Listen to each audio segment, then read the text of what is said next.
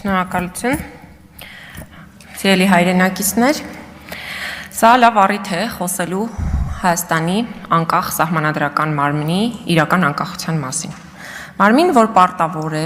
և կոչված է ապահովելու դատական անկախությունը մեր երկրում։ Բայց մի մարմին, որի ղեկավարը ազատվում է վարչապետի SMS-ով, այդտեղ ավարտվում է դատական անկախության մասին բոլոր հեքիաթները, բոլոր։ Սա արձանագրենք,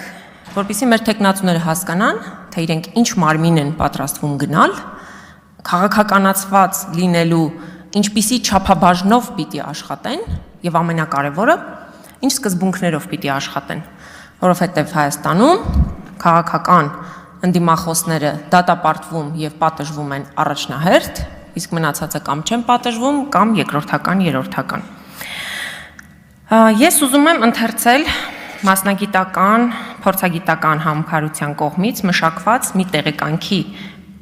դրվագներ, որոնք խոսում են այն մասին, որ մի շարք դատավորներ իրենց պաշտոններից հեռացվել են, լիազորությունները դադարեցվել կամ կասացվել են տարբեր քաղաքական պատճառներով։ Ընդ որում դրա մասին խոսել են նաև նրանց փաստաբանները, այսինքն այն ինչ որ ես հայտարարելու եմ, մասնագիտական համակարգության կողմից բազմիցս հնչեցված են։ Եվ այսպես, լիազորությունները կարգապահական վարույթ է հարուցվել Երևանի քաղաքի առաջին ատյանի քրեական դատանի դատավոր Վահե Միսկարյանի մասով, երկրորդ ներողություն Հայաստանի Հանրապետության երրորդ նախագահ Սերժ Սարգսյանի նկատմամբ կայացված արդարացման դատավճռից հետո։ Երևան քաղաքի առաջին ատյանի քրեական դատարանի դատավոր Դավիթ Հարությունյանի լիազորությունները դադարեցվեցին, երբ նա հրապարակայնորեն քննադատեց բարձրագույն դատական խորհրդի գործունեությունը։ Երևան քաղաքի առաջին ատյանի քաղաքացիական դատանի դատավոր Զարուհի Նախշքարյանի լիազորությունները դադարեցվեցին 4 կարգապահական վարույթ հարուցելով, որն ամերժել էր վարչապետի դստեր Շուշան Փաշինյանի հայցը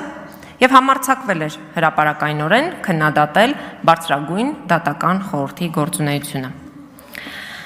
Մեկ կարգապահական վարույթի հարուցմամբ դադարեցվեցին լիազորությունները նաև Սուրեն Անտոնյանի, Վճռաբեկ քաղաքացիական գործերով պալատի դատավոր,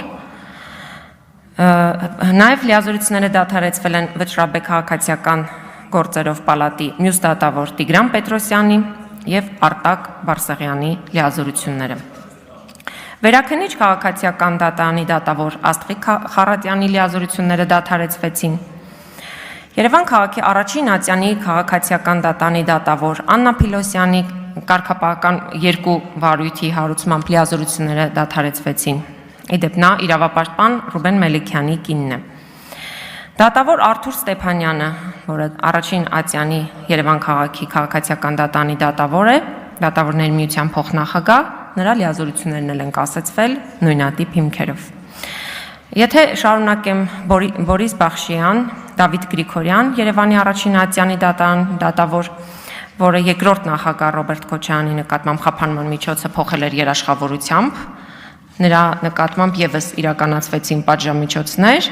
ձևական պատրվակով հարուցվեց քրեական գործ, վարույթում եղած գործերը, այդ թվում երկրորդ նախագահ Ռոբերտ Քոչարյանի քրեական գործը, հանձնվեցին վերամակագրությամբ այլ դատավորների։ Եվ նրա լիազորությունները կասեցված են մինչ այս պահը։ Աննա Դանիբեկյան, Երևան քաղաքի առաջին ատյանի քրեական դատարանի դատավոր։ Նա Ռոբերտ Քոչարյանի գործով դատավորն էր, որը կարճեց վաղեմության բաց թողած ժամկետի հիմքով գործը։ Նրա նկատմամբ 2 կարգապահական վարույթ հարուցվեց և լիազորությունները դադարեցվեցին։ Ալեքսեյ Սուքոյանի լիազորությունները դադարեցվեցին թոշակի անցնելուց 3 ամիս առաջ, իսկ այս 4 դատավորների անունները, որոնց ես հիմա կհնչեցնեմ նրանց անունները, այս դատավորները աշխատանքից ազատվել են ուշադրություն անձնական նամակագրության ժամանակ իշխանություններին քննադատելու և վատ խոսքեր ասելու համար։ Այսինքն դատավորների անձնական նամակագրությունը հասանելի է դարձել ինչ-որ մարդկանց և այդ անձնական նամակագրության բովանդակությունը տեղ հասցնելուց հետո դատավորները պատժվել են։ Այդ պատժված դատավորներն են Վերաքննիչ դատարանի դատավոր Սերգեյ Մարաբյան, Վերաքննիչ դատավարանի մյուս դատավոր Կարեն Մարդանյան, Վերաքննիչ դատարանի մյուս դատավոր Արշակ Վարդանյան եւ Վերաքննիչ դատարանի մեկ այլ դատավոր Անդրանիկ Մնացականյան։ Դե իսկ Ռուբեն Վարդազարյանը, որը Բարձրագույն դատական խորհրդի նախագահն էր, նրա լիազորությունները դադարեցվեցին արդեն նաև որպես դատավորի, Սահմանադրական դատարանի որոշումը հրապարակայնորեն վերլուծելու համար։ Սա այն ամենն է, ինչ պետք է իմանալ Հայաստանի անկախ դատական համակարգի մասին։ Այսինքն անկախության մասին խոսելով դատարանները անկախ չեն դառնում։ Դատարանները անկախ չեն դառնում նաև այն պարզ պատճառով, որ Նիկոլ Փաշինյանի հրահանգով դատարանները շրջափակվեցին եւ դատարանների գործունեությունը խափանվեց։ Եվ նաև ուզում եմ հիշեցնել, որ Բարձրագույն դատական խորհրդի կազմում այս պահին, որ արդեն նրանք դատական խորհրդի կազմում չեն, այնուամենայնիվ այդ դատավորները իդեմս Կարեն Անդրեասյանի եւ մյուսների կայացրել են որոշումներ, որոնց հետևանքով առաջիկայում Մարդու իրավունքների Եվրոպական դատարանը կայացնելու է վճիռներ ընդդեմ Հայաստանի Հանրապետության։ Վճիռներ այն բանի համար, որ դատավորներին աշխատանքից ազատել են, դատավորների լիազորությունները դադարեցրել են, դատավորների նկատմամբ ձեռնարկվել են կարգապահական վարույթներ եւ այդ բոլորը հանրագումարում խախտել են դատավորի ազատության օրինական գործունեության երաշխիքները։ Ինչը նշանակում է, որ առաջիկայում մենք ունենալու ենք միեդից ստացված մեծ որոշումների խումբ, որովհետև արդեն կոմունիկացվել են այդ գործերը, իսկ դա նշանակում է, որ 99%-ով լինելու են իրավունքի խախտման արձանագրումներ, ինչը նշանակում է ընդդեմ Հայաստանի Հանրապետության կայացվելիք որոշումներ։ Եվ այդ որոշումների պատասխանատվությունը այլևս ոչ քաղաքական, ոչ թերևս ֆինանսական իմաստով, ոչ Կարեն Անդրեասյանը, ոչ Գագիկ Ջահանգիրյանը եւ ոչ էլ մյուսները չեն կրելու։ Կրելու են քաղաքական ուժը, որը որ նրանց նշանակել էր եւ որ նրանց անձնական սիմպաթիաներով առաջնորդվելով կամ քաղաքական հրահանգի արդյունքում կայացած ոչ իրավական եւ ոչ իրավաչափ որոշումների արդյունքում մենք ունենալու ենք նոր վճիռներ ընդդեմ Հայաստանի Հանրապետության։ Մի բան, ինչպես պարոն Խաչատուր Սուքասյանը ասեց, ոչ միայն մեր տնտեսական կամ բյուջետային վնասներ ենք մենք կրում, այլ լուրջ իմիջային վնաս է կրում Հայաստանի Հանրապետությունը դրա գործունեության հետևանքով եւ այդ քաղաքական պատասխանատվությունը պետք է որ կրի եւ բնականաբար կրելու է այն ուժը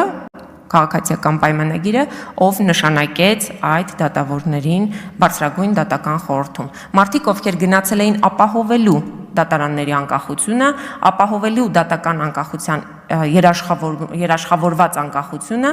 եւ նրանք սահմանադրական անկախ մարմնում գործելով ըստ այդության գործել են քաղաքական նպատակահարմարությամբ, ել չասեմ Կարեն Անդրեասյանը առաջնորդվել եւ ոգեշնչվում էր Նիկոլ Փաշինյանի լուսանկարով իր սենյակում փակցված եւ ստացվում է, որ այդ լուսանկարի թելադրանքով նա կայացրել է որոշումներ, որոնց բոլոր պարտականությունները եւ հետևանքները կրելու է Հայաստանի Հանրապետությունը տարիներ անց կամ գուցե շատ կարճ առաջիկայում։ Շնորհակալություն։